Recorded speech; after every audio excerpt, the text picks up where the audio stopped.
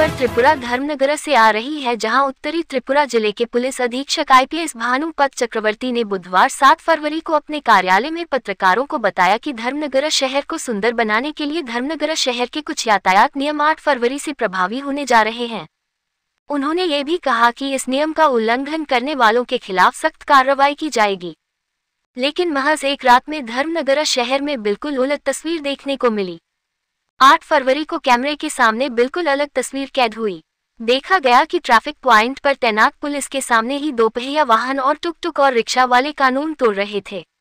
तो क्या traffic police এটাতে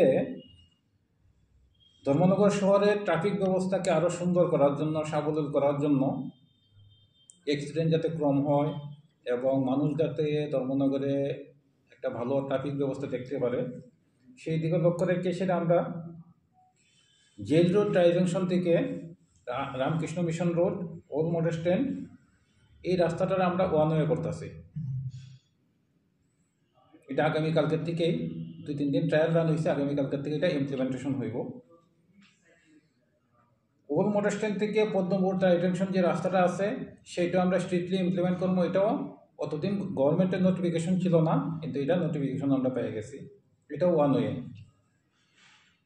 ধর্মনগর গভর্নমেন্ট গার্লস স্কুল থেকে টাউন কালীবাড়ি থেকে নেতাজি কন্যার থেকে ধর্মনগর গভর্নমেন্ট গার্লস স্কুল, এই রাস্তাটাও একটা ওয়ান ওয়ে, মানে দিঘির পাড়টাও একটা ওয়ান ওয়ের মধ্যে পড়ছে।